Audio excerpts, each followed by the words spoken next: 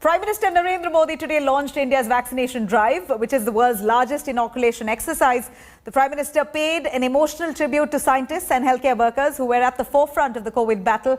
He also stressed on the following of safety protocols even after vaccination. Here's more on India's historic vaccine rollout. The breaking news is about the confirmed coronavirus in Kerala. One person found having coronavirus. First confirmed case coming out right there. We are confirming the story. We broke the story first on India Today. We are giving you another confirmation of this. January 30th, 2020. First COVID case in India.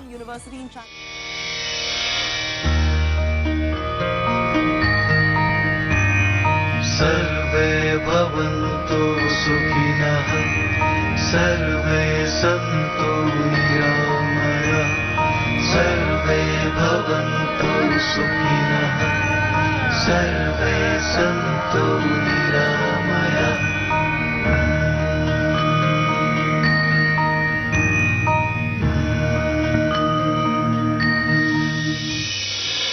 सर्वे भद्राणि पश्यन्तु मा कश्चित् दुःखभाग् भवेत्.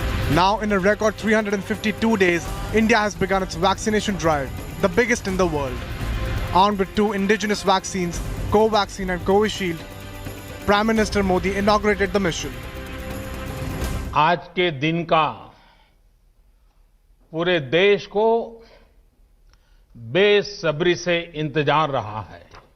देश के हर घर में बच्चे, बूढ़े, जवान सभी की जुबान पर यही सवाल था कि कोरोना की वैक्सीन कब आएगी. First, he lauded the medical fraternity for their round-the-clock effort.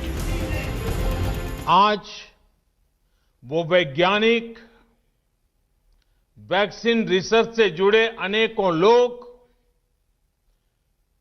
विशेष रूप से प्रशंसा के हकदार हैं, जो बीते कई महीनों से कोरोना के खिलाफ वैक्सीन बनाने में जुटे थे, दिन रात जुटे थे. During the launch, Prime Minister got emotional while paying tributes to the COVID warriors. सामान्य तौर पर बीमारी में पूरा परिवार बीमार व्यक्ति की देखभाल के लिए जुट जाता है, लेकिन इस बीमारी ने तो बीमार को ही अकेला कर दिया. जो हमें छोड़कर चले गए,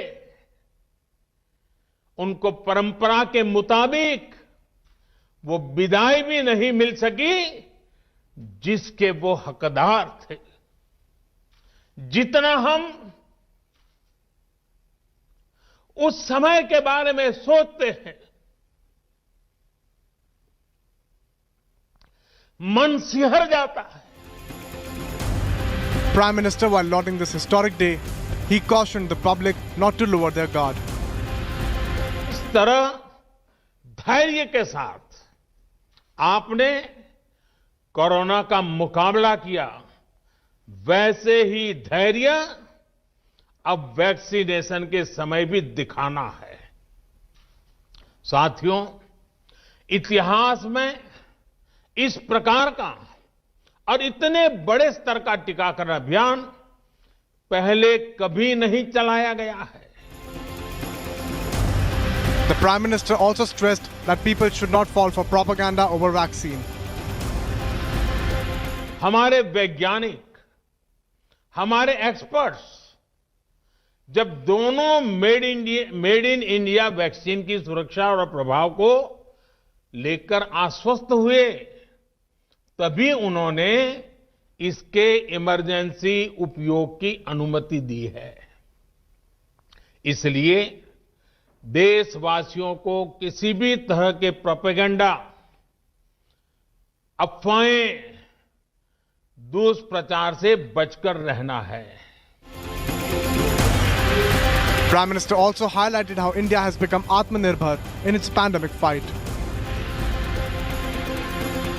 जब भारत में कोरोना पहुंचा, तब देश में कोरोना टेस्टिंग की एक ही लैब थी.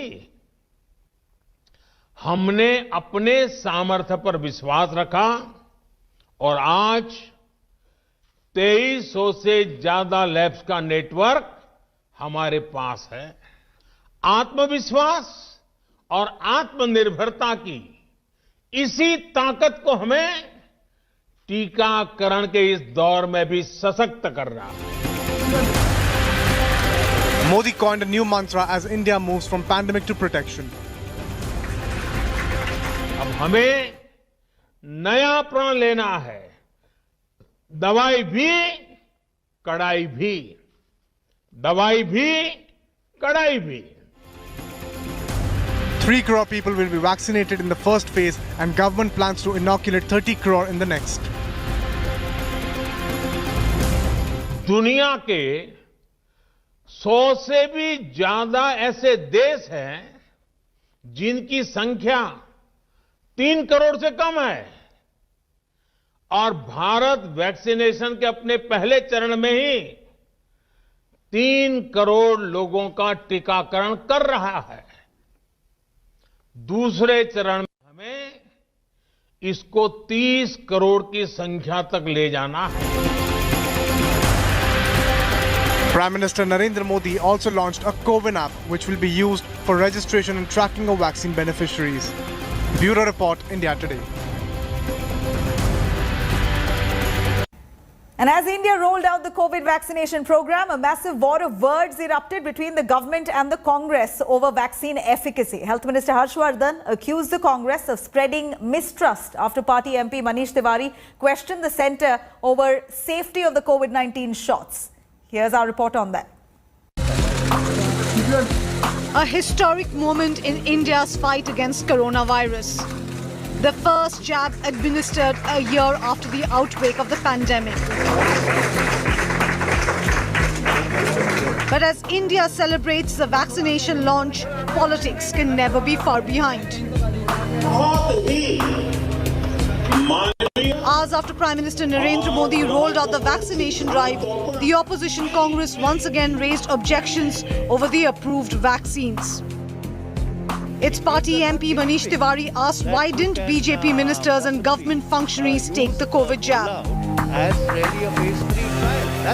अभी तक इस सरकार का कोई जिम्मेदार मंत्री सामने क्यों नहीं आया कि सबसे पहले मुझे टीका लगाओ, जिससे कि लोगों में संदेश जाए कि ये टीका बिल्कुल पूरी तरह से सुरक्षित है। The centre has already made it clear that healthcare and frontline workers are the priority. In fact, Prime Minister Modi, in his meeting with chief ministers earlier this week, cautioned politicians over out-of-turn vaccinations. अगर मैं स्वार्थी हो जाऊं, तो मैं सोचूंगा कि सबसे पहले मेरी सुरक्षा में क्यों नहीं इंतजाम कर लेता जब वैक्सीन आई गई है। ये भी सोच हो सकती थी प्रधानमंत्री जी की। अब जहां तक राजनीतिक सोच और राजनीतिक सोच से प्रेरित जो राजनीतिक बयान है, इनके बारे में कमेंट करना ना तो मैं जरूरी समझता, ना ही ये उचित है। डॉक्टर हर्षवर्धन की बारी कब आएगी? देखिए, डॉक्टर हर्षवर्धन अपनी बारी का इंतजार करेंगे। मेरी बारी आएगी तब जब देश को 50 साल से ऊपर के लोगों का वैक्सीनेशन मिलेगा। There was a war of words between Manish Tiwari and Health Minister Dr. Harshvardhan, also on Twitter, over the efficacy of the vaccines. The Health Minister accused the Congress of spreading distrust and rumours. But it was not just the opposition politicizing the vaccination rollout. BJP's IT Cell Chief Amit Malviya took a swipe at Congress MP Rahul Gandhi for doubting the government's vaccination efforts and slammed him for not hailing scientists and healthcare workers.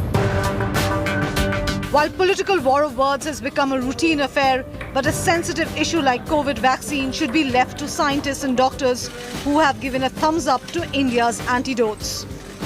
With Milan Sharma in New Delhi, Bureau Report, India Today. Hi everyone, Preeti Chaudhary here. Hope you like this video. For latest news and analysis, like and subscribe to the India Today YouTube channel. And don't forget to press the bell icon to stay updated. Thank you for watching.